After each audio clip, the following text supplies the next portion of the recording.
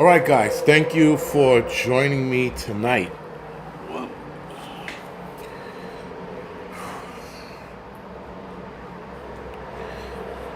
All right, so let's get the 5x5s out of the way.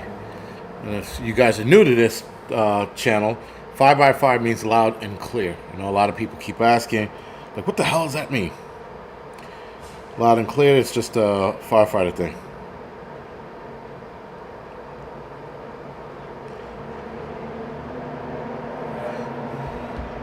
All right, Flown Grown, Dobie, Uptech, Ozark, Bushpig, Joe, Calamity Girl, thank you for the 5x5. Adriana, Angelwood, Raccoon, Laura, thank you for the 5x5. Grit and Grace, Johnny D, At Peace, Visit, thank you for the 5x5. Sojourner, Kathy, Crow, Paul F, thank you for the 5x5. Bushpig, thank you for the 5x5. Kathleen, Dawn, Adriana, yeah, and Sarita, thank you. And so I ordered this last week for the live stream, and of course, for some I don't want to say for some reason. It's Amazon's just been losing a lot of shit lately. So without batting an eyelash, they give you a replacement. So here it is. And I was hoping to clear out the room and then like decorate it with like movie posters and shit and change out the movie posters from time to time. But this will do for now until I get that squared away. All right, guys. So thank you for the 5x5. Appreciate it.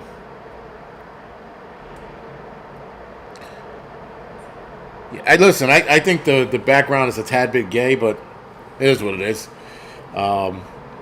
It beats a brick wall or the wood one, right? The wood one that people get away with. I have an idea for how I want the background to look for this. The only problem is I would have to switch out that background between this and the Angry Prepper and the Angry Truth. So this is easier to switch out than it is to actually move things around. But yeah, it's all right. So tonight we are talking about 80s films from 80 to 85, right? And I guess next one we'll do 86 to 90, right?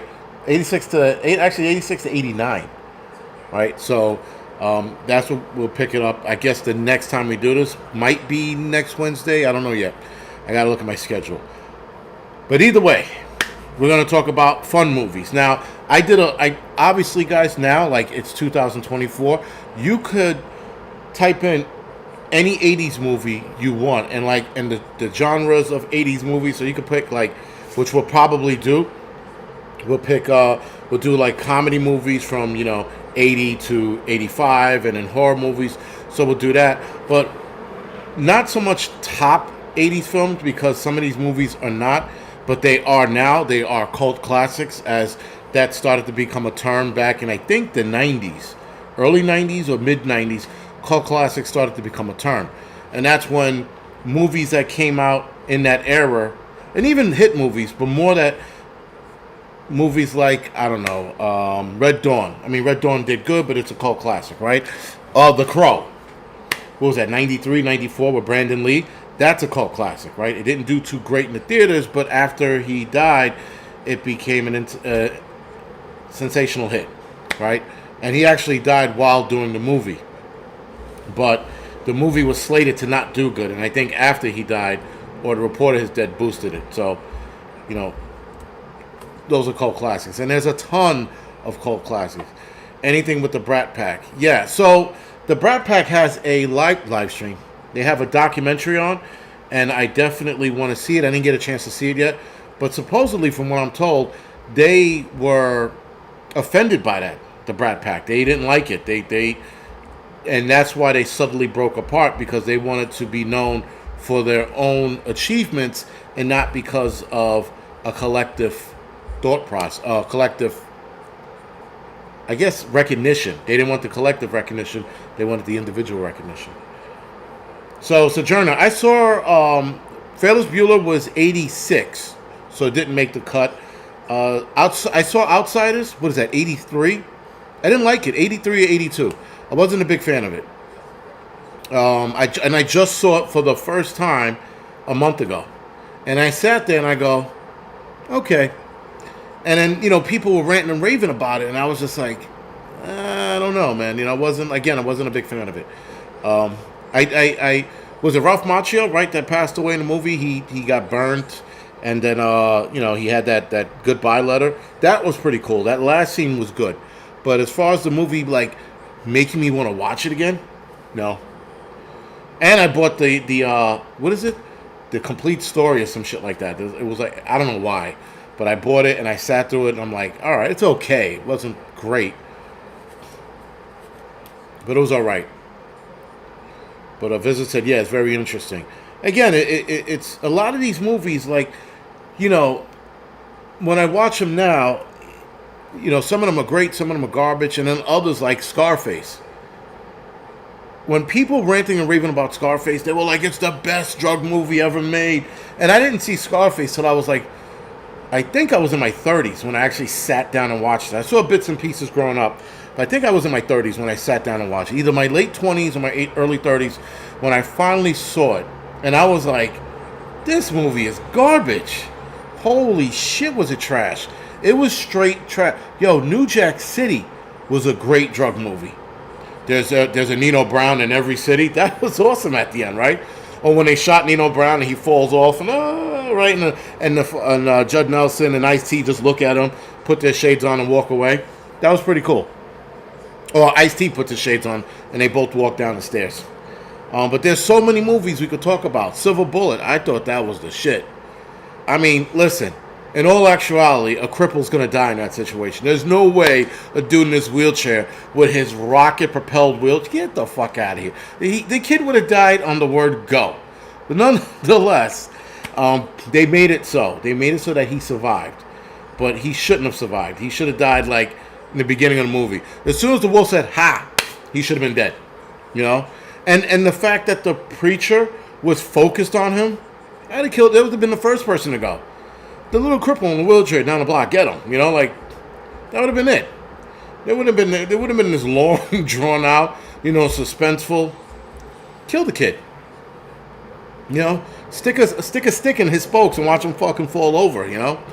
I mean, when you look at a lot of films now, you go, man, if the bad guy just did this, the movie would have been over.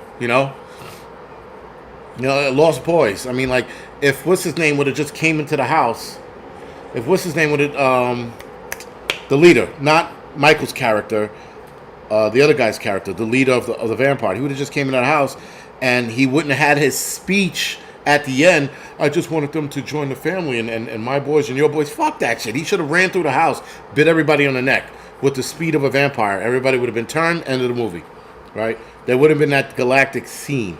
What's tonight's time frame? Christian Prepper, tonight's time frame is possibly an hour. Anywhere between half hour to an hour.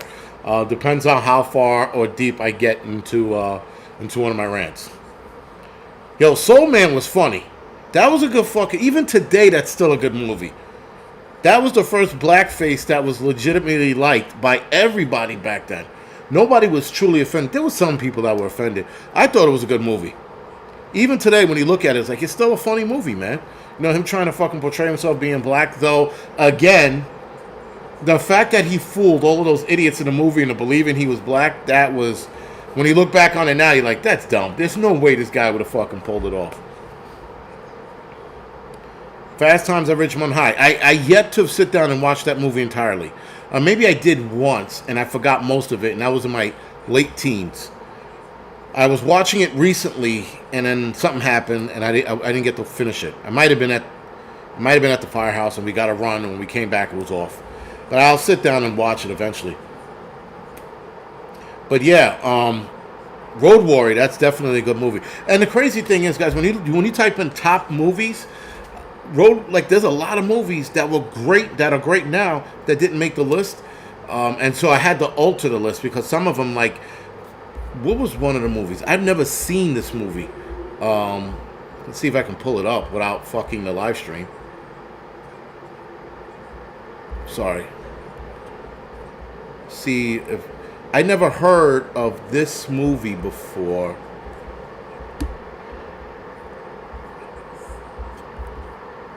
one of the movies was Cinema Paradiso. I never heard of that movie. Apparently in '88 it was a really good movie. Right, but everything else I heard of, obviously Platoon, classic movie. Amadeus, that was one of the first time period movies that I sat through, and I was like, yo. And I watched Amadeus. I had to have been 6 or 7 years old when Amadeus came out. And I remember watching it repeatedly on Showtime. And I can remember when a lot of these aired. Like if they aired on HBO or Showtime. This was Showtime. And I watched this non-stop. I couldn't get enough of it.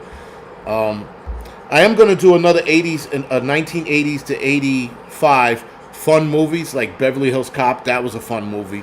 War Games. What is it called? Manhattan Project. My Science Project. Those were fun films. And I think My Science Project was 87 or 88. Nightmare on Elm Street, another one. Jason. Those are horror lists. Those are horror movies that we're definitely going to tackle. But anyway, so yeah, I never heard of that movie. It was in 86. And then Ran. I never heard of Ran. It was in 85. This is from IMDb, by the way. This is like their top 100 movies. And I went through like the first 10. I never heard of Ran. Do the Right Thing was in 89. That rightfully so. Never heard of Blue Velvet. Sounds gay. Star Wars Episode 5, Empire Strikes Back was 1980. Classic movie. The Elephant Man. And then they did a remake. But The Elephant Man 1980 I remember seeing. The Shining 1980. Brazil, I vaguely remember that. That was on Showtime as well. Airplane 1980, Das Boot, which I saw in my late 20s. That was a good submarine movie. Very good. You have to watch it in German language, English subtitles. Never saw Tootsie. Never saw the need to watch another dude dress up as a chick. Never. Other than Mr. Doubtfire. Or Mrs. Doubtfire. It was the only time I watched but other than that, like White Girls with the Keenan brothers, the Wayans brothers, I didn't like it. I didn't have any use of it. I was like, that's just stupid. Dudes dressing up like chicks, it was dumb. Untouchables, classic. Terminator, classic. Die Hard, best Christmas movie and best action movie, even still to this day. Then you have Gandhi, which I saw half a dozen times. Who was that? And Ben Kingsley, who played an Indian dude. Pretty good. Raising Arizona, that's 87. The Big Chill, never saw it, but people keep talking about it. Fast Time at Ridgemont High, another one, 1982, a lot of people talk about. Scarface, 83. Garbage. Shitty. Horrendous. A Christmas Story. I remember my mother taking my sister and I to a theater in the Bronx. This theater was on, what is that called? Grand Concourse, closer to Tremont Ave. Huge theater. And we saw it there. And that theater was a nightmare. There were rats and shit running around. It was unbeknownst to me because I was so immersed into the movie. I was really excited about watching this movie. And yeah, my mother told me afterwards that there were rats running around. Poltergeist, 1982. Terms of Endearment. Apparently, every chick that saw this movie were crying at the end. I never saw the movie. I saw it in bits and pieces. I never saw it in its entirety. And this is Spinal Tap. Never saw that. And that was in 84. Then you have Back to the Future, 85. And 85 had a lot of good movies come out that year. Now, Blood Simple, never seen that. That was in 84. Color Purple, 85. That was another one. And so, as far as 85s go, they had a lot of good movies that year. They had The Goonies, Breakfast Club, Weird Science, Back to the Future, Teen Wolf. Those are some great movies. Now, I'm going to go down a list of movies and we're going to talk about them real quick. One of them, the first one being Raging Bull. I just saw Raging Bull about 10 years ago for the first time. I'm not a big fan of black and white movies, but my first black and white movie that I liked was Somebody Up There Loves Me or Likes Me. And that was done in the 60s, I think. And that was the first time I actually liked a black and white film. I mean, truly liked a black and white film. Still a good movie to this day. Raging Bull, is done in 1980. Right, it's a 1980s biographical sports documentary, or drama, sorry, directed by Martin Scorsese, starring Robert De Niro, Joe Pesci, who pretty much played the same role after that, Kathy Moriarty, Teresa Salanda, Frank Vincent, and Nicholas Castellano, sorry. And that was his final film. The film is an adaptation of former boxer, middleweight boxing champion Jake LaMotta, a 1970s memoir, Raging Bull, My Story. It follows the career of LaMotta, played by De Niro, his rise and fall in the boxing scene, and this is the guy who claims that he was never knocked down.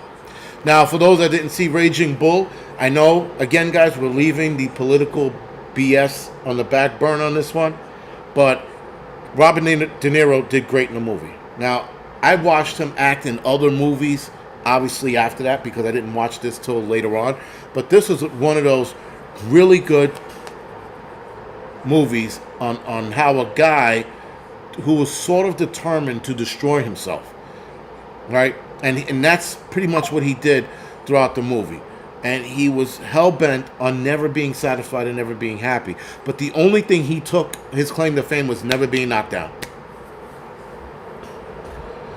They're basically the Goodfellas, pretty much. Blues Brothers, 1980s, I think so. You know what? I didn't like Blues Brothers, but I liked the sequel, which was weird because the sequel was bad. But I liked the sequel. I never sat through the Blues Brothers in its entirety. And again, they were supposed to do a sequel, but then John Belushi died. Was it John Belushi or James? John Belushi. James Belushi's still alive. Yeah, John Belushi died. They were supposed to do a sequel, but they never got it. I never saw Repo Man. That's one movie I never seen. Strange but awesome. Bloodsport, classic. I think Bloodsport was 88, if I'm not mistaken. 1981, Raiders of the Lost Ark. Right, it's an American action film. I copied and pasted a lot of this from Wikipedia because I was running out of time to put it in my own words. I did a lot of shit today, and I cut this close. So give me a break. We are going to dive in a lot of these movies again when I find out more information on it. Like, who was supposed to replace, who replaced, not Reese, what was his name? Hicks in the Aliens movie, right? What was Aliens, 87, 88? With Sigourney Weaver, the sequel to Alien. And what's his name from The Warriors was in it. The guy that was trying to rape the chick in the park, and then the cops came out and fucking stopped him. He played Hicks originally, and then got busted for having weed in his bag, and they had to replace him. So he got kicked out of the country, and they had to bring in what's his name to play Hicks. So shit like that, little tidbit of information that you might not know, but I think a lot of us do know. So anyway, Raiders of the Lost Ark. The screenplay was by Lawrence Kasdan, based on a story by George Lucas, set in 1936. This guy lived a long time, and so apparently the story of the Ark was added into the screenplay after George Lucas wrote it. So the Ark wasn't originally his idea. But anyway, it starred Harrison Ford, and he played an archaeologist. He played an archaeologist, looking for forbidden and or hidden treasures. E.T. Now, E.T. is a classic. When it came out, even after its time period, it became a classic. Now, I'm looking at my phone because I saw lightning in the sky, but it doesn't say anything about rain. So anyway, E.T. is a 1982 American science fiction film produced and directed by Steven Spielberg, written by Melissa Matheson. Tells the story of Elliot and a boy who befriended an alien who was stranded on a planet. They called him E.T. because he was an extraterrestrial. That's what E.T. means, the extraterrestrial. Anyway, the classic scene in E.T., I think, for me, was the bicycle scene, where obviously they're riding towards the police, and the FBI and everybody stopping him, and then E.T. does his little magic thing, and they all fly in the air, and that's like the worst special effects. Even now, when you look back on it, like that was horrible. Back then, it was horrible. It's even horribler now, if that's a word. But that was still a classic scene, right? Indiana Jones. I think there were 2 classic scenes in it, and the first classic scene. I'd like you guys to guess what the first classic scene in Indiana Jones, the Raiders of the Lost Ark. Sorry, Raiders of the Lost Ark. What was the first classic scene that was in it that surprised everybody? All right, I'll give you guys a few seconds to answer that one. But the second classic scene was when they opened up the Ark of the Covenant and everybody's faces were melting off. I thought that was pretty fucking good. Nerds. Sucks. Fight me. When the guy's face melts off. No, the first one. It was prior to that. Rolling Stone. No. Yes. Craig. The whip and the pistol. That's a classic scene. The rock rolling. That's a given. But when everybody thought he was gonna fight this dude, and the guy brought out the sword, and he pulled out the gun and shot him, I was like, even as a kid, I was like, holy shit! The fucking hero didn't get into that confrontational battle. He just put the guy down. He just said, fuck it. I thought that was cool. The pulling of the heart scene, Evolving Media, that is Temple of Doom. That is a classic scene, but that's in the Temple of Doom, not Raiders of the Lost Ark. But the bald-headed dude in the propeller, that's a good scene, but the whipping scene was pretty good. Gun to a knife fight. Yeah, I love the gun to the knife fight scene. That was classic. And then E.T., again, the bike riding scene. And, of course, the other scene where he heals Elliot after Elliot cuts his finger. And then he touches his finger and heals him. That's a classic scene, obviously, right? Because everybody runs around saying E.T. phone home or E.T. ouch. Right? So, Blade Runner, 1982, starring Harrison Ford and what was his name? Rutger Hauer, Sean Young, and Daryl Hannah was in the movie as well. She had a small role in it. She played one of the replicants that he actually shot at. That was a good scene, by the way. But Blade Runner is a science fiction 1982 film directed by Ridley Scott from a screenplay by Hampton Fancher and David Peoples. Edward J. Olmos was also in the movie. He starred in it. He was that cop that spoke that weird language. If somebody could tell me what that language was, because I'm too lazy to look it up, what was the language that was spoken in Blade Runner 1982? They did it again in Blade Runner 2049, but Blade Runner 1982, there was... Anyway, when a fugitive group of advanced replicants led by Rutger Hauer or Roy Batty escape back to Earth, burnt-out cop Rick Deckford reluctantly agrees to hunt them down. Now, a lot of people didn't know that Harrison Ford's character was actually a replicant. And my father, who loved Blade Runner, loved this movie. When the movie was finished, actually it was a couple years later he explained it to me, because in 82 I was only like 5 or 6 years old. But when he talked about Blade Runner when we got older and we started talking about sci-fi films, I watched Blade Runner with him, and at the end he goes, what did you notice? And I'm stupid. I don't know any better. I'm like, what do I notice? He goes, Harrison Ford was a replicant. And he tells me at the exact moment in the film when he realized he was a replicant. So, of course, in Blade Runner 2049, they talk about Harrison Ford being a replicant and how he had to hide his past and his secret and disappear. Sean Young was in it. Sean Young was hot back then. Not so much now. But Sean Young was... City speak is the language. City speak? Interesting. Christian Prepper says city speak. I gotta look that up, man. 3 o'clock. 3 o'clock high is a classic. I love 3 o'clock high. That whole fight scene at the end, awesome. City speak. I'm gonna look that up. Because you know that there's a group of people that speak Klingon? Fucking nerds. I mean, I like to nerd out on shit, but swinging a lightsaber and speaking Klingon is not it. I'm not going to sit there. No. That is a... I watched on either Reddit or Instagram like a lightsaber club, and they were anointing this guy his Jedi name. And he was these nerds hanging out with lightsabers in a park, and they put the swords up, and then the guy walked through them, and they're like, we now anoint you a Jedi. What is your Jedi name? And he picked some silly shit, and they were like, now you are anointed such and such. And he's like, and I'm like, what the fuck? Yo, Nerd City, man. Had I been walking by, I'd have been like, knock it off, nerds. I would have been that bullied. I'd have been like, you fucking kidding me? And then there was one guy, he was like, while they were like trying to do the anointment, one guy was off to the side. I was like, are you fucking kidding me? What is going on here? Nonetheless, there's a society of people who think lightsaber fighting is a real thing. And they join these groups. They're on Meetup and Facebook. And these people go out there and they join these groups and they have lightsabers and they're like, yes!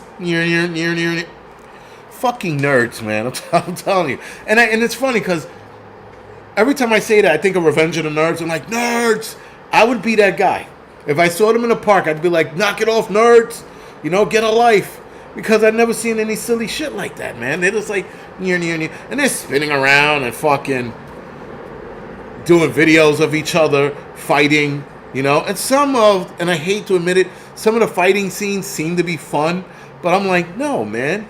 Sometimes you got to keep your nerdism in the closet or at home or indoors away from people, not at a park anointing everyone and annoying everyone at the same time.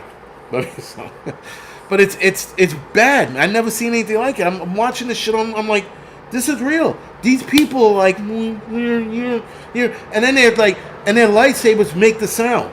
That's the crazy shit. Before the lightsabers were making sound, this society were making the sounds with their mouths. They were like, right, and they were doing it, and then like going over line. I am your father. I'm like, holy shit. Now they have swords that make the sounds when you move them. And some of these lightsabers are expensive.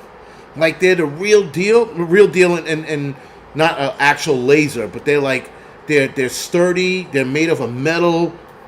Some of them are made of almost like a plexiglass instead of that weird plastic. It's crazy, and whatever. It's the gayest thing I've ever seen, but of course, my brain allows me to dive a little deeper into this, and I'm like, yo, this society is sick.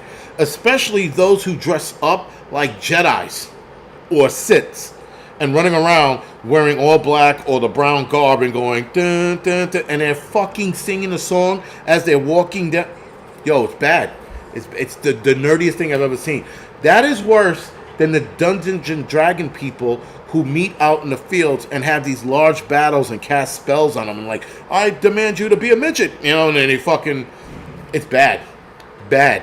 That's really bad. The whole Jedi, and then the guy will stand there and then he'll use the Force. He'll be like, whoom, and everybody will stand there and jump back. What in the actual fuck is going on? These people are, yo, listen, I'm a Star Wars fan through and through. But I'd be damned if you catch me on a field fucking whoom and you're not going to catch me doing any of that shit. I love Star Wars to a point, but not to the point where I'm going to be like doing that shit, man. But holy shit. That is fucking horrendous, man. Horrendous. But so anyway, back to the City Speaks. I'm pretty sure there's a group of people, small group of people that probably speak that language, like the Klingon, right? Because there's a Star Wars people. There's a lady, I don't know if she's still alive, this was a few years ago. I hope some of you remember this, but she went to court, jury duty, in her Starfleet uniform. Starfleet uniform. Beam me up, Scotty, I'm done with this shit. I've never seen anything like it. I was like, holy shit. This lady, and she walked into the courtroom, she was like, she had the march and everything. And I'm like, this lady probably never gets dick, like never sees sex a day in her life. A man doesn't even talk to her because you guys will look it up. Starfleet, Star Trek fan goes to court in Star Trek uniform. Yo, crazy shit. And then I think she says the star date, like they say the star date, and today's star date is 34589.9. And, today I'm going to court and I'm going to service my country and my city and pay my respects to the court officer and nanu nanu and all that other crazy shit. Nanu nanu is not Star Trek, that's Mork and Mindy. But anyway. Dan Phillips, I think she got on the jury. I think she absolutely got on the jury. She was like, she was all about it, man. There's a video of her. I think you could find it on YouTube. She was dead ass serious. Like, she pressed her uniform. It was fucking crisp. She was all like walking and shit. Pretty sure she had a fucking thing. She's like, excuse me, Scotty, can you get me out of here? Like, I mean, she had the whole thing. She had shit on her belt. I think it was a phone, StarTAC, and she was using it like a communicator in Star Trek. Yo, it was bad. It was fucking. She was all about it, and I understand. When you don't have friends and shit like that, you got to live in the world and make it up for yourselves. But at some point, man, it don't work out that way.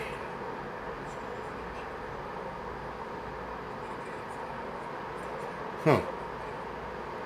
When you see somebody in an apartment building across from you using a flashlight, it's never a good thing.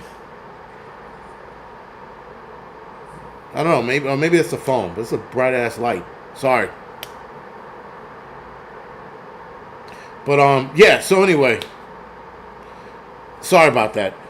So moving right along, guys. We're moving to Poltergeist 1982. Now Poltergeist. Ask you guys this question now. In Poltergeist, what was the classic line? I think all of you should get this right. If any of you get this wrong, out you go. But what is the classic line in Poltergeist? And this is an easy one. But I'm pretty sure somebody else is going to say the second classic line of the movie. But the first classic line. Because everybody knows it. But there's also a second one that I used to run around the house saying to my ex-wife. And she used to start laughing about it. She's like, are you fucking kidding me? Whenever I would see a house, I would say the second line. They're here. Yes. No, not coming to the light. You didn't. What is it called? You didn't move the bodies. You just moved the headstones. I used to run it whenever I used to see a house like in the woods. I used to say shit like that. She's like, are you kidding me? Don't look into the light. The midget, she was awesome, right? Yo, and we're gonna talk about Poltergeist on another live stream and the curse of Poltergeist, which coincidentally, damn near a lot of people who were in that movie are dead now, with the exception of Robbie, Craig T. Nelson's character, and the mother. I think everybody else is dead. I think Robbie is still alive. The house is clean. They're here. Get background and rolling blinds. Now, what was the classic scene in Poltergeist? And I think people are going to mention two of them. But there was one classic scene that I think scared the shit out of everybody. Everybody that saw that scene. Matter of fact, I'm not even going to give it away. But they died. Someone said Drew Barrymore's dead. No, she's very much alive. She's all fucked up now, but she's very much alive. But, hand coming out of the TV. No, thank you. The tree part. The tree and the clown. Sorry, the clown part was that was the worst one. That clown shit, when he looked at it and the clown was gone, everybody in the theater was like, the fuck did that clown go? Everybody. The tree, you sort of saw that coming. But the clown, when he looked at it and it was gone, I think everybody in the theater flipped out. They were like, you fucking kidding me? Where did it go? People were probably looking under their seats in the movie theater when that shit happened. Now, my sister told me that. I was 5 years old when this came out. I saw this when it came on TV at home. By the time it came on TV at home, I was 6. I was still like, where the fuck did that clown go? But skeletons in the pool. Nah, skeletons in the pool were a good touch. But the clown under the bed, that was fucked up. And then when it started wrapping around him, Fuck that clown under the bed. Yo, yeah, that clown scene was insane. Like, yo, even when, like, because everybody's watching it, and when I was watching it at home, I remember sitting there looking at it, and then, like, the clown disappeared. I'm like, the fuck? I'm like, where the hell did that shit go? And then you automatically knew it was fucking, well, under the bed, and they tried to drag him under the bed. Who knows what was dragging him to, but yeah. Prince of Darkness. That was a good movie. I watched it, well, a few years back I watched it. It wasn't a bad movie. I got a kick out of The Prince of Darkness. All right, guys, moving on to 1983, Kroll. Now, that is a British movie, science fiction, fantasy, adventure movie. Kroll, I think, can definitely get an updated version, a remake, if you will. Because that, though, is a classic of its time. There was so much special effects in that movie that it needs its own remake following the same exact storyline. But Kroll, that's Krull, 1983, directed by Peter Yates and distributed by Columbia Pictures. Now, if I'm not mistaken, Kroll did okay, but it became a cult classic later. So the story follows Prince Callan, played by, I forgot his name, Marshall, and a fellowship of companions who set out to rescue his bride, Princess Lisa, with a Y, from a fortress of alien invaders who arrived on their home planet. This deserves a remake. Yes, Liam Neeson was in. Thank you, Jack Burton. Liam Neeson was in Kroll, right? Liam Neeson had a somewhat of a small role, not quite that small, but it was a smallish role into what he turned in today, right? Kroll was a bad video game. I almost threw my fucking Atari against the wall when it came out. I couldn't figure it out. Fucking throwing at a star and that star throwing shit, that was awesome. Kroll was a very fun movie, man. Very, very fun. If you're an angry clown, smash the like button. But I thought Kroll was a very good movie back then, and I didn't see Kroll till probably in the 90s. In the 90s, late 90s, that is. When after I had my son, I saw Kroll for the first time. I was like, man, this is a good movie. Like, even then, in the 90s, I was like, you got to deal with the bad special effects, but it was a good movie. I was like, oh, man. And Cyclops, he could see into the future, and they see their death and their demise long before they die. I thought that was pretty cool, you know? So, moving on, guys. Famous movie that I didn't get to watch until I was a tad bit older. And I still didn't watch it in its entirety. Flashdance, obviously, is a romantic drama about a dancer who comes to what is she, a steel operator, something like that, welder or some shit, right? I never got to watch that movie in its entirety, man. But the famous dance sequence, or the famous scene, right, is the scene that everybody mocked even till this day, where she splashes the water on her. Which, by the way, guys, in a strip club or a dance club like that, splashing water on you will just short-circuit everything on the stage. Just pointing that out. Anyway, but that was a legendary scene. And I think women were trying to recreate it at some point. I know that there was a small window where women were trying to recreate this, and women were having their friends throw a bucket of water on them, looking like it was like the flash dance scene, and it didn't work out, right? Because the women would be on a chair and the water go up their nose and they feel like they're drowning. But it was a small, short-lived, like, challenge, online challenge. I don't know if it was a TikTok challenge. No, it was before TikTok. But I remember women doing this, and I'm looking, are they trying to? Yeah, they were trying to do that. So, moving on to 1984, The Karate Kid. Now, I guess without trying to write a paragraph on here, what is the alternative theory about The Karate Kid? Let's see how many people get this right. He knew immediately I wasn't gay. Yeah, well, I tell you, and this is not an 80s film, but the best stripper movie ever made, actually there was two. I hate to say it, there were two. Striptease with Demi Moore. Demi Moore was her hottest in that movie. And then Players Club with Ice Cube and what was her name? Lisa Ray. Right? Lisa Ray was phenomenal in that movie. Those are the two best stripper movies. I'm not going to go any further than that.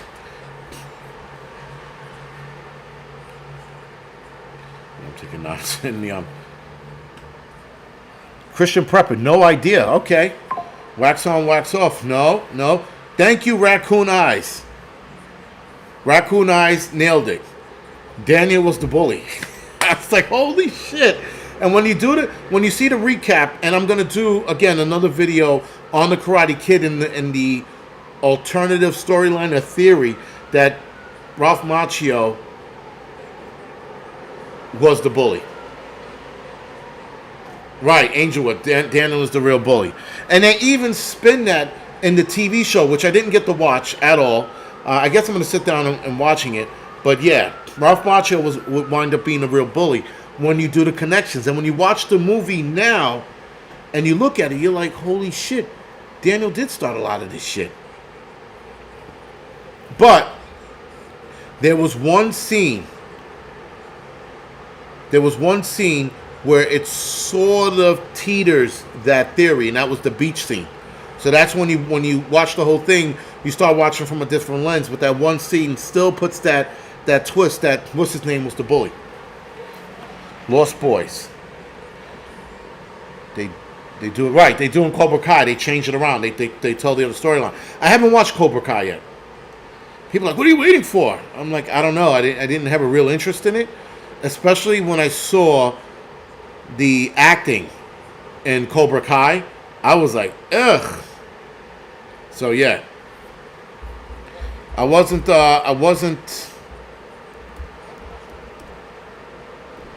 I saw the acting and I thought it was horrible. Now, yes, Lost Boys we're not going to talk about. Lost Boys was 1987. We'll talk about Lost Boys the next time around. But Lost Boys is possibly one of the best vampire movies for teens ever made. I don't think any other vampire movie will beat that, other than maybe Interview with a Vampire, right? And that was a generational vampire movie. But for teens, Lost Boys absolutely did it. Lost Boys was the shizness. But anyway, with the alternative storyline of Karate Kid, we're going to explore that a little more in a separate either video or live stream. I haven't decided yet. People like Cobra Kai is great. I'll watch it. I think Princess Bride was 87 or 86. That's why I didn't talk about it. But Princess Bride became a cult classic as well.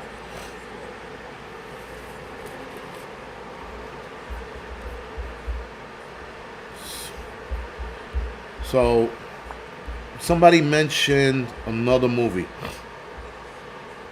So, Christian Prepper, Dune, which I can't watch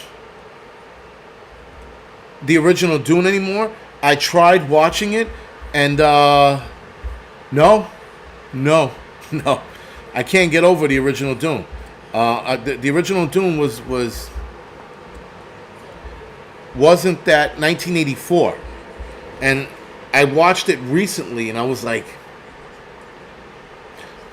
and the problem is the original, when they wrote Dune, when they originally wrote the 1984 version, it was supposed to be, if I'm not mistaken, 3 parts as well. Either 2 or 3 parts. And the studio didn't want to shell out that money, and they didn't want to take the gamble on the 2 or 3 part of Dune. So when they released it in 84, he crammed all of that in the one movie. When you watch the 2023 version, or the more 2021 version, or the more recent version, the 2020s version, when you watch those, you're like, okay, that's a lot better. They explained so much more. Everything was stretched out. That was good. So the 1984 version was definitely rushed, without a doubt. Solar Babies was what? 86. Solar Babies was 86. The original Doom was 16 hours, and they had to cut it down. If I'm not mistaken. You're right. It was supposed to be 3 movies. It was supposed to be 3 movies, not 2, 3 movies. And they had it, and they said no, absolutely not. Trying to find out where I could watch Solar Babies. I said that to my Apple TV, and my Apple TV said, "Go fuck yourself." I don't know what that means. Solar Babies, what is that? Solar Babies is a classic, but apparently I could buy it on Amazon or stream it on Tubi or Pluto. I definitely want to see Solar Babies. Bunch of kids not even trying, out skating a vehicle. We'll discuss Solar Babies when we get to the 86 to 89 realm of movies. But yeah, Solar Babies was like, no, you're not outrunning anything. Prairie of the Roller Boys, I think some of you seen that. That was with Corey Haim, right? That was sort of gay. Like when I watched it when I was a kid, I was like, oh, it's not bad. When I turned into an adult and watched it, I'm like, this is pretty gay. I feel like a gay man sitting here watching this movie. There's a lot of movies now when you watch it, you're just like, man, my testosterone dropped 8 points watching this movie. Back then when I watched it, I was like, this is the shit, you know?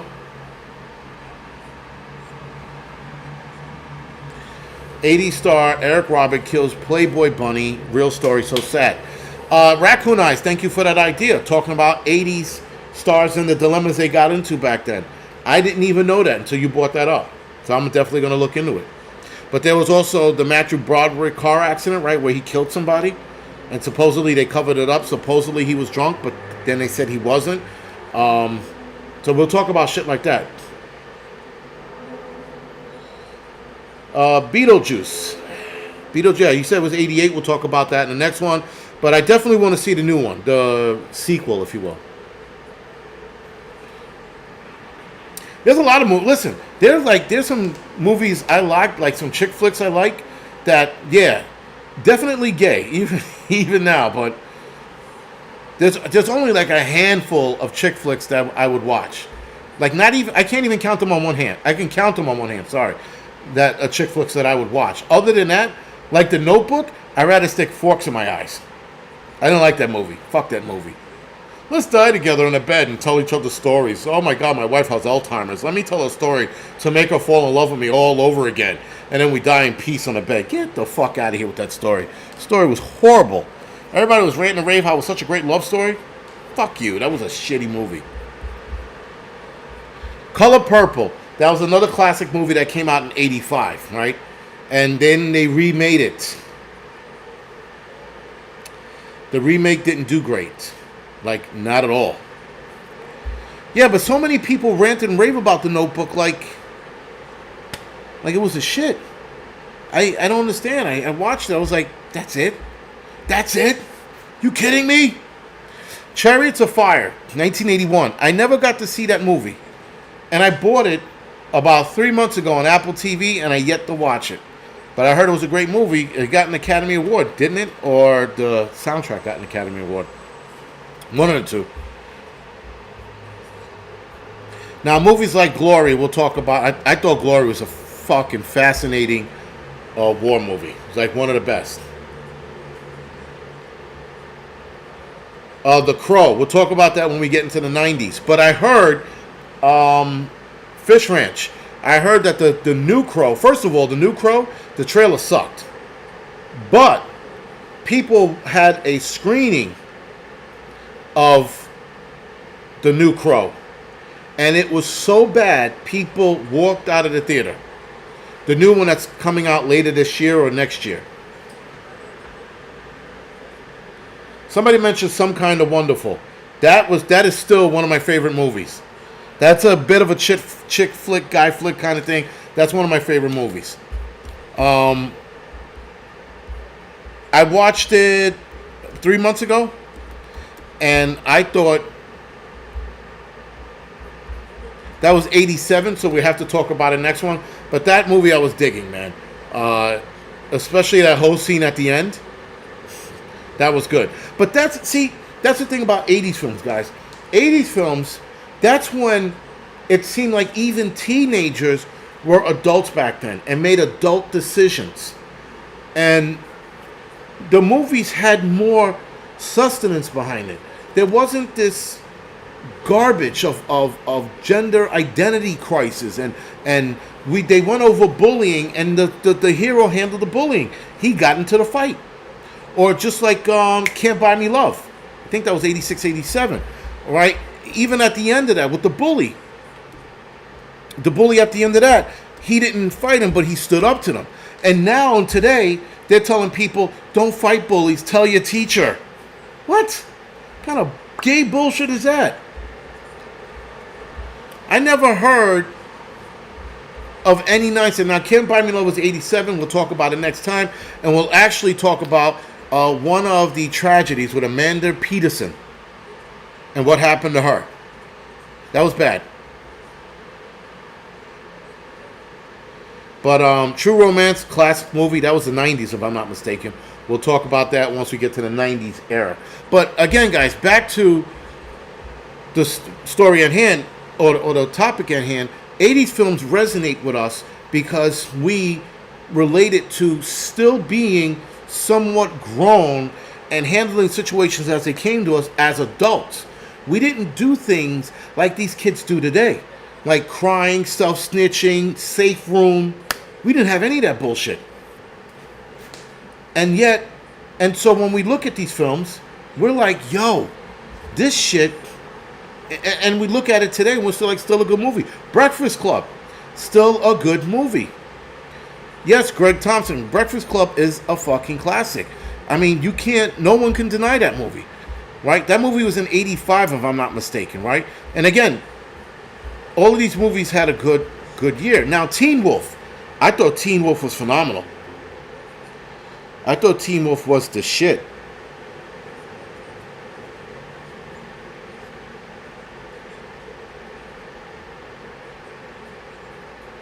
No shit.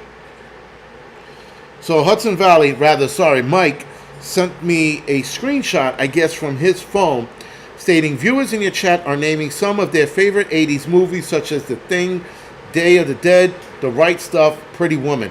They're discussing the merit of each movie and sharing their memories of watching them. I didn't see any of that. I did see some of the movies being mentioned. But this was an auto-generated experience, otherwise known as AI. So I found that's very interesting that it popped up. So, of course, my kid's mother, she looks cute backdrop, nerd. Yeah, I am a nerd. Thank you for that. Thank you. But anyway, I found that to be interesting. Superman, 1980s. Superman's a classic. Listen, guys, there's a ton of movies we can talk about. I could do live streams and videos for days on this. So I have to go back to Sarita, who set up the and I'm going to have to do videos and live streams. Because there's a lot to talk about. Like Superman, 1980. Superman was a fucking classic. Christopher Reeves and his fucking leotard suit, still awesome. With his little yellow plastic belt around his waist, fucking flying off. Still a classic movie. Awesome. No, Christian Prepper, that's the point. Red Dawn, right? Red Dawn, kids in the 80s, and if Red Dawn happened, we'd be throwing rocks and bricks and taking shots at them. Today's kids, they'd be like, I need my quiet room. I can't deal with these guys falling out of the sky. Oh my God, is he wearing patent leather boots with those pants? That's what these kids today would be crying about, right? Need snacks next time.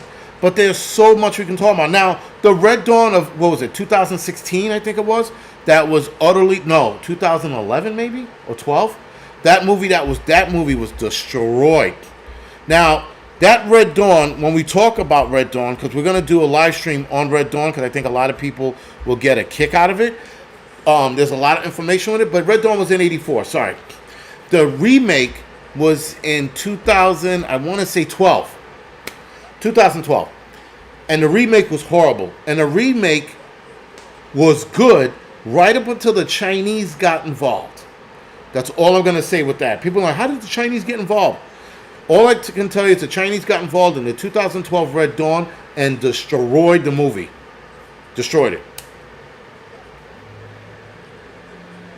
Someone said... So, yeah. Red Dawn versus Red Dawn. Red Dawn 1984 versus Red Dawn 2024. Who's going to win? Not these kids. These kids want their fucking, their warm cup of milk and fucking mommy to put them to bed.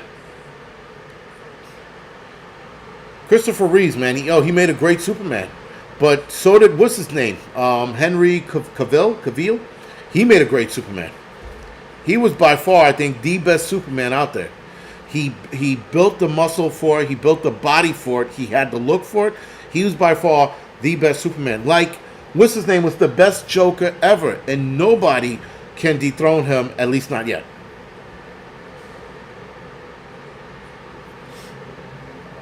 Right. But EMR 15, they had another enemy in the 2012 version, and they completely wrecked it once another group of people, once the Chinese got involved.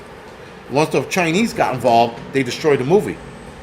Ghostbusters is a classic. That's another one. Again, I mean, I could have a list, guys. We could be here for hours talking about this shit. I don't want to be here for hours. Well, I could be. I don't mind. Not like I have anything to do tomorrow. But yeah.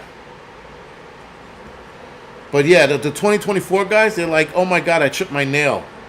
I can't fight. You want me to do what with that AR? Or that M4? I gotta crawl on what mud? Stop yelling at me. Can we come to a compromise, please? This is the 2024 versus the 1984.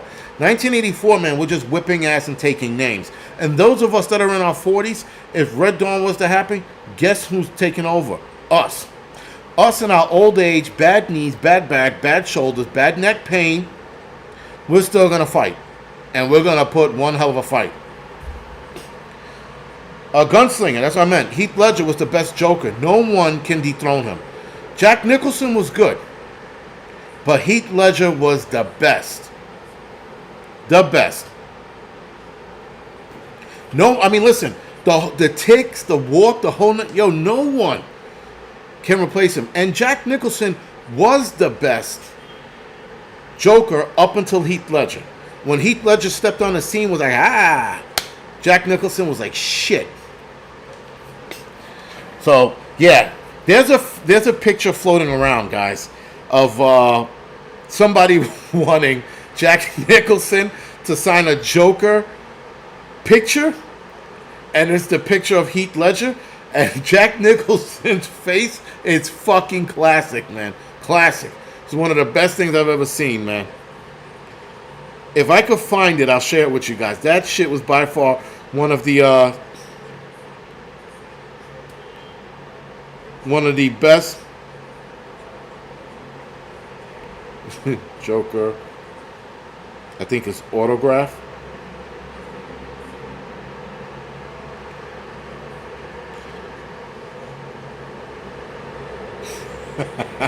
Yeah, this is it. I have to fucking share it with you guys. I thought this picture was awesome. I've never seen anything. Oh, my phone's about to die. Who cares? But the 2% left, I'll share it with you guys. I'll risk it all. But this is by far one of the best things, the best pictures I've ever seen.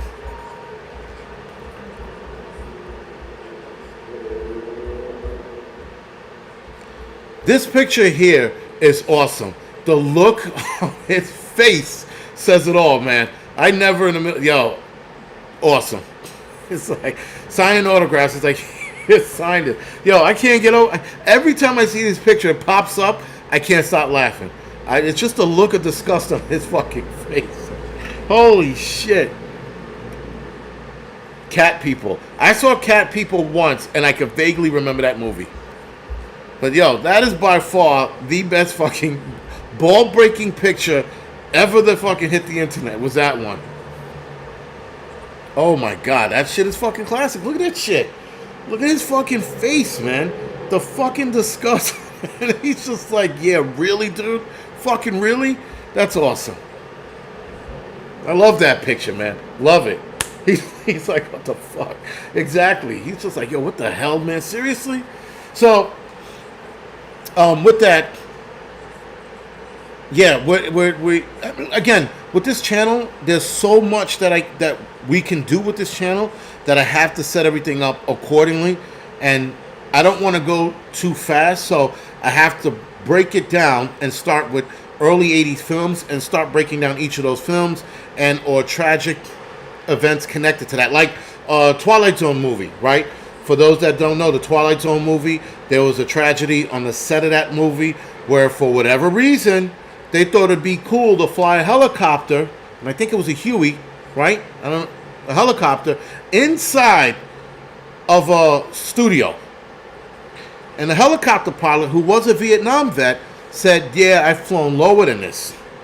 And he's flying it or hovering it inside a studio. With that, and we're going to go over more about it, but with that, 3 people wind up dying, and 4, including the pilot, who said, "I got this." And we're going to talk about the tragedies of those kind of movies and what happened on those sets, and how, because of those tragedies, things like that will never happen again because they will not be allowed. All right? But yeah. Children of the Corn. That was a good movie. But you know what the problem with Children of the Corn is? That's like every white kid that doesn't have a personality. That's what that movie was pretty much based off of. They're like, how do we have a movie of white kids and no personality? Corn kids. We'll have them come out of corn stalks with 0 personality. That's what pretty much it is, right? Have you ever seen a white kid with no personality? What is the first thought that comes to mind? Children of the Corns. Is this kid going to hack me up? He's going to stick my hand in a blender? What's going to happen? That's normally what happens when you think of Children of the Corn. I have to see it again. I haven't seen that movie in decades. Close to 30 years. But yeah, anytime you see fucking, Children of the Corn, just think of dead eyes, white kids. It's normally what it is. But, I gotta watch Fast Time at Ridgemont High so I can reminisce with you guys, or recently reminisce with you guys. But I mean, again, the only thing I remember about Fast Time at Ridgemont High was the cool guy that got the chick pregnant and didn't show up to the abortion. That's like the only thing I took out of it. And then what's her name getting out of the pool? The classic scene, right? I never seen Bad Boys with Sean Penn, but that movie At Close Range, I thought that was good. That was a classic movie. And of course, the soundtracks, we have to talk about soundtracks that go along with a lot of these movies. But we'll definitely be diving into it. Maximum Overdrive, horrible movie. Horrible, horrible movie. Absolutely bad. Redhead kids. Redhead kids in that movie, they're scared the shit out of you. Imagine dead-eyed white kids coming out of the stalk. You're like, what the fuck? What the hell's going on? Is this The Hills Have Eyes meet The Children of the Corn? Prep Revelator, that's okay. We're doing good. I don't have anything else after this, so. Point Break, another classic. Was that 89? Or was that 90? It was either 89 or 90. Last Starfighter, another classic. So anyway, guys, the rest of the movies to mention, sorry about that, going off the tear. Teen Wolf, again, that was a classic. A high school kid who discovers he's a werewolf in his teens, right? Starts getting hot and bothered from messing around with a chick, runs to his bathroom, and his father tells him, and that scene, that interaction with him turning into a werewolf was awesome. That was the first time that the movies didn't make it a big to-do. It was a big to-do for him, but his father was like, it happens. I love that scene. I love that interaction. And then he goes, it landed on my face, and then he runs it in a room pouting like a kid. I thought that was pretty cool. And anyway, Teen Wolf was released August 23rd, 1985. It grossed $33 million domestically on a budget of $4 million. So obviously it became a hit, but Teen Wolf 2 didn't do too great. That was with Jason Bateman. I still liked it, but it didn't do that well. And it didn't do that well for various reasons, obviously. And you could tell that they were reaching. Nonetheless, it grossed worldwide $80 million. The success spawned a Totoro franchise, including an animated series back in '86, which was okay. Sequel in '87, and then the supernatural drama for 7 years on MTV that I did not watch, and it continued back in 2022. So 2011 to 2017 was a TV show that aired, and then they picked it up again in 2022. I think it's off the air again. Then we have Back to the Future, 1985. Again, a teenager decides to jump in a DeLorean and travel back in time to 1955. Because Doc said that was a good year. That was the year I discovered, or I thought of, the flux capacitor. And he races off to time after reaching what speed did he have to reach to travel back in time? I'm sort of priming you guys for a trivia contest that we're gonna have. We're gonna have a trivia night, obviously.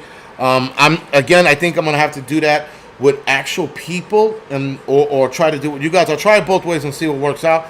But I'm priming you guys for the inevitable trivia contest that we're gonna have on here. But anyway, 88. Someone says 68. No, Calamity Girl, not 68. 88 miles an hour. 55. It's 88. 21.1 gigawatts. Well, that was the gigawatts that doesn't exist, by the way, that was needed to create the power for the flux capacitor. Body Snatchers was the 70s. If I'm not mistaken, it was 78 to 79. Might even been at 78 to 79. I think I was born after. I was like only a year old or whatever it was after it was made. So it's 78 or 79. Excuse me. Right. So flux capacitor. So anyway, he goes back to 1955. He starts seeing his family disappear in the photo, which in reality it wouldn't have happened that way. Once the timeline is severed, Marty McFly should have disappeared. But the movie had to keep the suspense going and had his family slowly disappearing.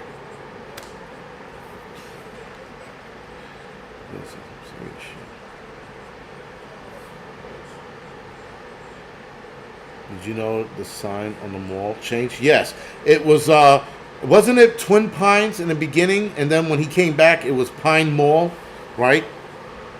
Christian Prepper. Weird Science, another hit that everybody loved. And everybody loved the hit because of, what's her face? Who's the fucking hottie that was in it? I forgot her name. But, Kelly LeBrock. She was fucking absolutely hot in that movie. Now, now that I'm older, I look back on it. I don't think she was as hot as when I was a kid. When I was a kid, I was like, wow, look at that lady, right? Look at the legs on that one. Now that I'm older, I'm like, yeah, she's all right. You know, she's an all right looking lady. But anyway, it came out in 1985, but it was from a comic book code Made of the Future, written by Al Feldstein, which appeared in a magazine of the same name. The title song was written and performed by American New Wave band Oingo Boingo. Weird Science, right? The song Weird Science, right? That's something about Oingo Boingo. But the movie Weird Science was actually written back in 1951, called Made of the Future. And then another hit for 85, we spoke about it earlier, The Breakfast Club, released February 7th, 1985. It premiered February 7th. It was released to the public February 15th. It grossed $51.5 million off a $1 million budget. Talk about a tight-ass budget, man. Leah Thompson in Back to the Future, she was hot. Leah Thompson is still good looking, even at her old-ass age now. Who doesn't like old women? I didn't mean to say it that way. I'm just, old women can still be good looking. Anyway, and this was Breakfast Club, and I think Breakfast Club hit close to home to a lot of us at the time it was released. Now, when Breakfast Club came out, I was only 9 years old, maybe? No, sorry. Whew. I may have been 7 or 8 when Breakfast Club came out, and it still resonated with me in the rebellion factor and the fact that every character in the Breakfast Club was represented of teens in that era.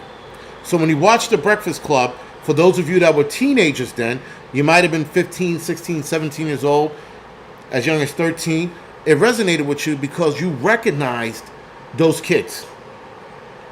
And that's why a lot of people, it resonated with that generation at that moment. Now, when I got older and watched it, it still resonated with me because you still saw those type of kids even in the 90s, right? So, great movie. So Yeah, so Breakfast Club hit its 30th anniversary next year.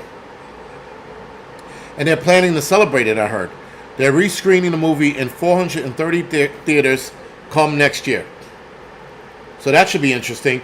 So February 15th of 2025 will be, be 40 years. It was 30 years. Sorry, I am so wrong. In 2015, it hit 30 years. So it'll be 40 years, excuse me, next year. So 2035, it'll be 50 years, right? I am horrible at math. Yeah, 2035, it'll be 50 years. I am horrible at math, excuse me. So another classic in 1985 was Goonies. Now, Goonies resonated with those of us who were in that age range. Now, when Goonies came out, I was about 8 years old. If it came out the summer of 85, June 7th of 85, I was turning 8 that year. And, right, I was turning 8 that year in 85. And it came out June 7th of 85. It grossed $125 million on a $19 million budget. So it became a classic. Now, here was the catch. They were supposed to do a sequel, and they had a screenplay written out for Goonies 2. For reasons that I have to look into, obviously do more research, they never released it. But they were recently talking about doing a Goonies sequel with the original cast. I found that to be interesting. Now, they have to be careful about doing it with the original cast, but if they did it with the original cast, first of all, everybody who remembers the Goonies and loved the Goonies it would explode. Just on the premise that you took all of these old people now and you put them in the same scenario. And the only person I think they would have a problem with would be Corey Feldman. He'd be the only person they have a problem with, because he is delusional. He thinks his music is great. Someone needs to. I don't want to get into his music again, but he'd be the only problem on the set. I know he would. I was married that year in 85. Wow. Missing in Action, 1984. Awesome. Dirty Dancing. I thought that was later. I thought Dirty Dancing was like 88, 87 or 88 maybe. Oh, I think the whole cast would do it. I think if the whole cast, and I mean, you got to remember, these people are in their 50s now. They're all in their 50s. So to have them all do it would be fucking awesome. Awesome. And show the age difference. You got to bring everybody back. But Corey Feldman would do it, but he would be the pain in the ass on the set. He'd be the thorn in everybody's side. Fish Ranch, Streets of Fire, classic fucking movie, even to this day. And the soundtrack is by far one of the best soundtracks of that era.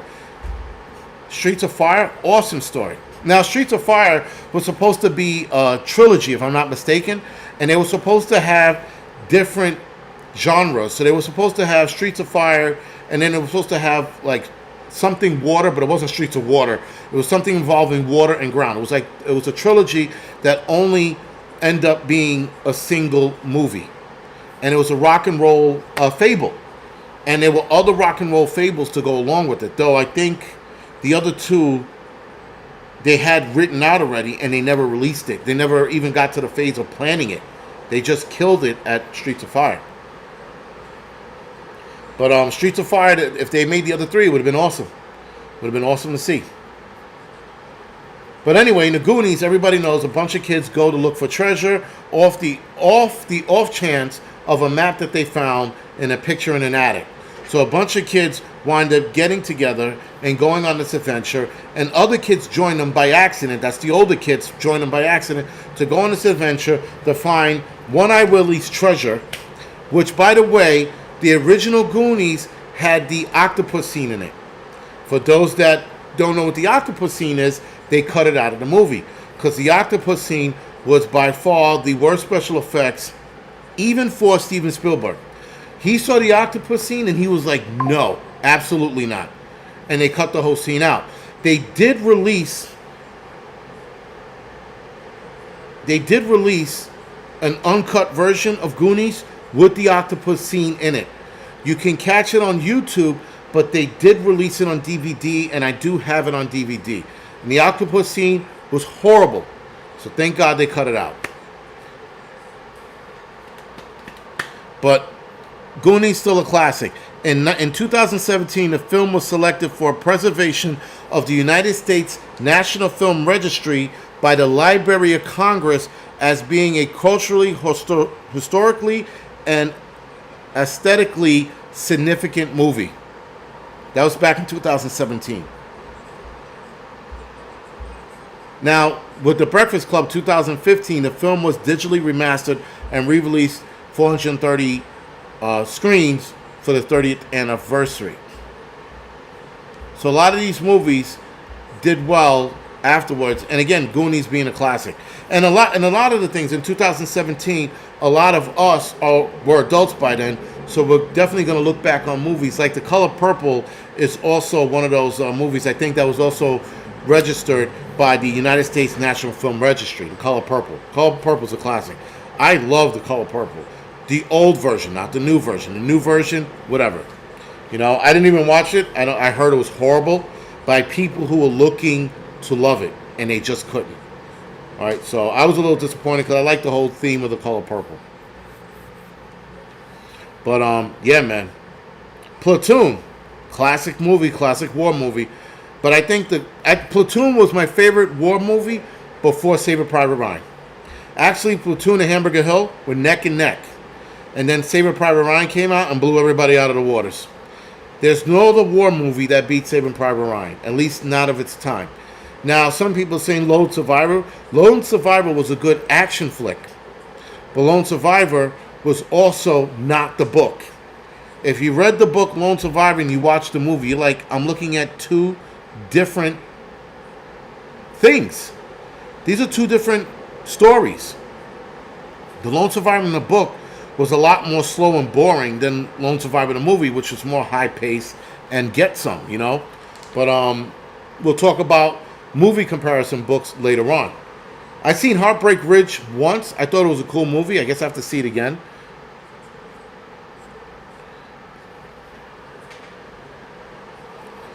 But this is, guys, again, I so many places we can go with this. We could talk about shitty B-80 movies, Phantasm being one of them. I saw First Blood for the first time, and again, not in its entirety, but like the whole scene where they discover him walking through and calling him a drifter and breaking his balls and get in my car and what's this Brian Dennehy playing the dick, you know, and then trying to like, well, he's hurting my men. Well, if you would have let fucking Rambo walk through your town, you wouldn't have this problem. Like when you look at certain movies like Rambo First Blood, you're like, yeah, man. If you would have let him walk through town, the movie would have ended. Brian Dennehy would have drove up. What are you doing? I'm just walking through town. Okay, make sure you keep walking through. All right, sir. And zoom, off. End of the movie.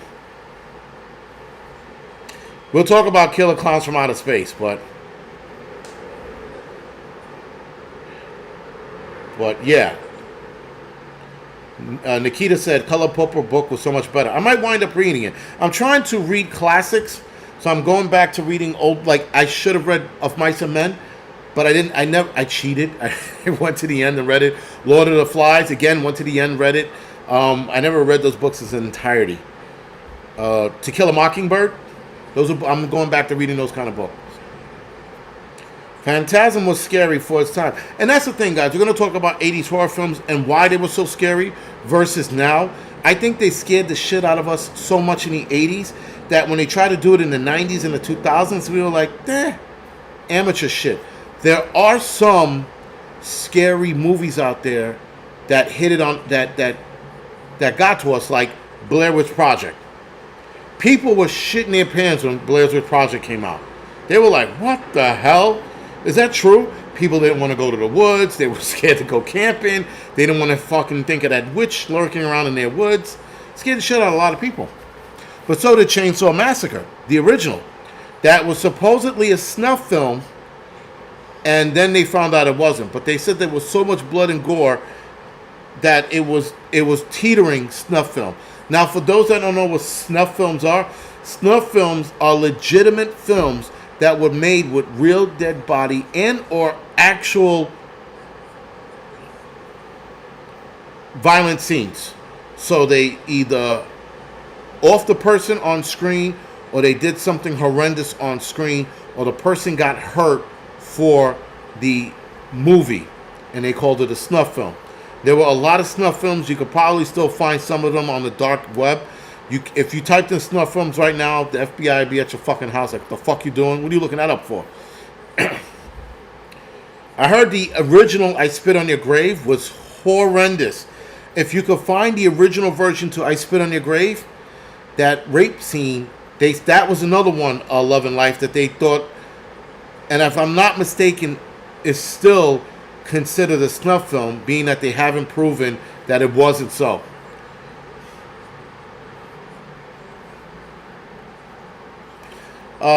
Kathleen, so Blair's Witch Project was shaky, right? It was a camera and people running around, but it was still a good movie.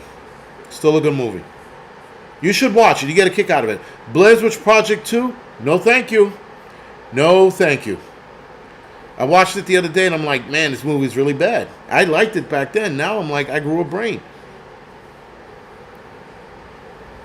But yeah, there are snuff films out there that you can look up, or at the very least, we'll get a list of snuff films and we'll talk about the history of those. But there's some real shit out there, man. You're like, what? There's even a part in a movie, I forgot which movie it was, where there was an actual corpse being used, and nobody knew until like the end of the movie.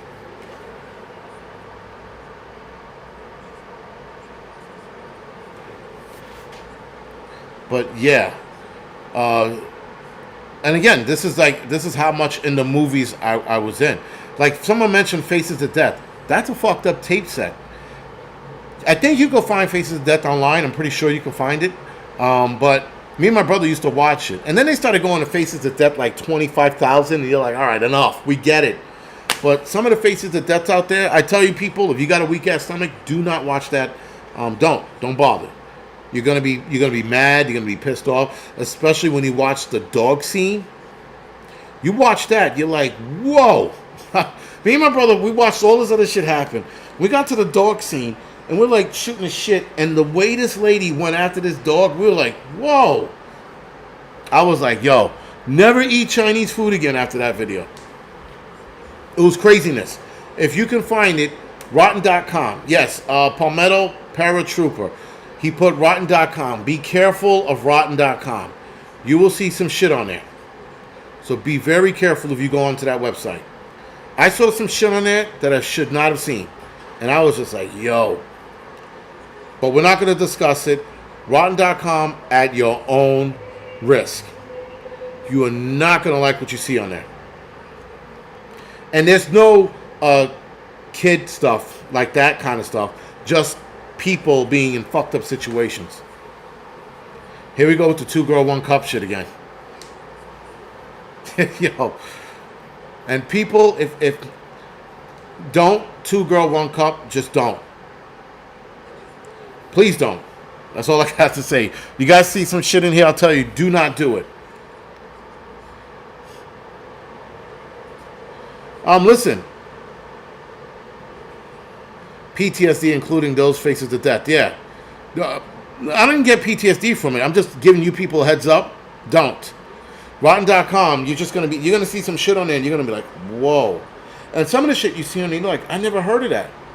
It's a lot of shit, man. And now with video cameras everywhere and on elevators and hallways, it's even worse now. Worse. Wasn't Cujo a real story, but not as adventurous as the movie? But there was like a rabid dog running around town or some shit biting people. And then Stephen King came up with the idea of writing it as a movie. I thought that's what I remember about Cujo actually being written. But again, guys, when we talk about movies, it's going to take me time to dive into a lot of these movies and do research on it. Because some of these movies, man, they got some great stories behind them. And then some of them don't. Cujo made me keep water in my car. Yeah, it made a lot of people keep. Like Jaws had people not going to the water, right? Remember that shit? People like, they're not going into the water because of a fucking movie. Look, they're not. People were scared of an actual shark being in the waters. I think Blair Witch Projects did that to a lot of people going into the forest. People like, yeah, I'm not going in there. I don't want fucking anybody rattling my tent in the middle of the night. I don't want to hear kids laughing in the woods that shouldn't be laughing in the woods. I don't want to hear a lady snickering 25 feet away from me while I'm in my tent. And nor do I want to watch somebody facing the opposite direction or a tree or the corner of a room and not saying or responding to me. Nope. You know?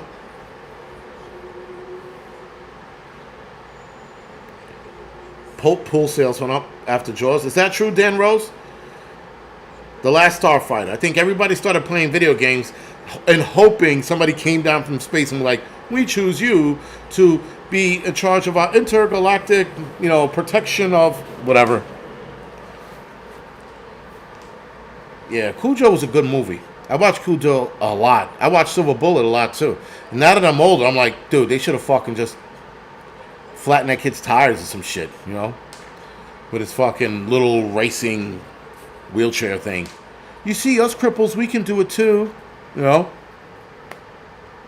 Barf is awesome.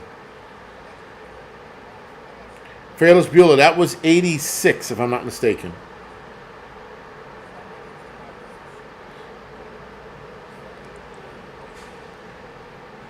Blood in Blood Out was good, but I thought Blood in Blood Out was 90s. Early 90s, right? 93, 94, maybe? Last Starfighter invented the tech for most CGIs. No kidding. Didn't know that. All right, guys. We hit the half-hour mark. Oh, I mean the hour and a half mark. We're going to go off the air now. The Shining was... Hold on, real quick, before we go off the air. Sorry. The Shining was 83, I think. I think The Shining was 83. 1980. Yeah, The Shining was 1980. That hotel still stands, by the way. And that hotel, I think it's still occupied, if I'm not mistaken. Or maybe it's abandoned now. But when they filmed in it, it was during its off-season, actually. But I think I heard something about the hotel still being in use. And I thought it was upstate New York or something crazy like that. Well, let's find out. Real quick. Where the hell's that hotel? Synopsis. I hate that it does that. Casting crew, user. Alright, I jumped into the synopsis too quick. Alright, storyline. We're going to find a location really fast before we go off the air. 4 alternate versions. ABC edited 4 minutes of the film in 1983 for its TV edition. I don't like that I can't find it. And the internet version sucks. But writers used production box. I have to look on my phone. But yeah, it came out in 1980. I'm pretty sure somebody is going to tell me about it right now.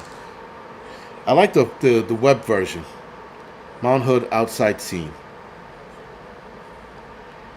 Hold on, give me 2 seconds.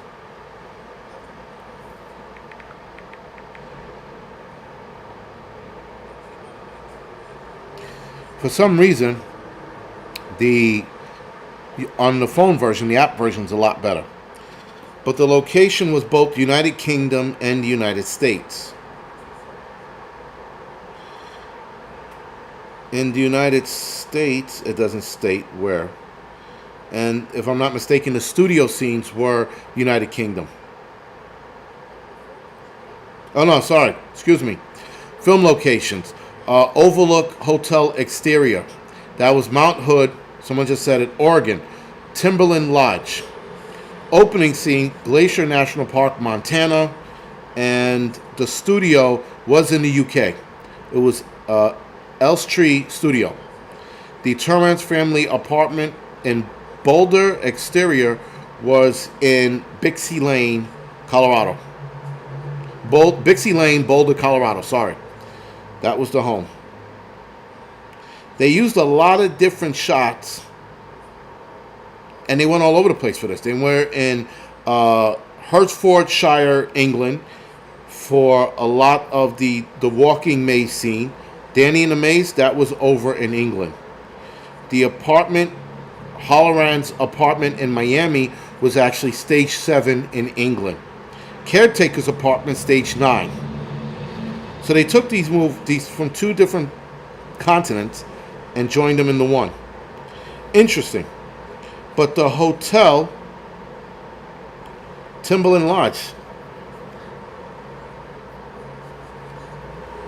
it's a real-life haunted hotel. Dan Rose, thank you for that. And I want to go to Oregon soon, too. Maybe I'll visit that when we get there. But anyway, guys, with that, we can go off the air now. Thank you. Thank you for joining me, guys. I know there's a lot of places we can go with this. There's a lot of shit we can talk about. But I'm going to organize it a lot better. Along with Sarita on here, we're going to organize this a lot better so that I can come out with more live streams and obviously videos now, because there's so many things to cover. But anyway, guys, that being said, this is the Angry Prepper. Thank you for watching the Angry Film Critic. I appreciate you guys being here. You don't have to, but I do appreciate it. We're going to try to do this once, twice a month. And yeah, thank you. Good night, guys.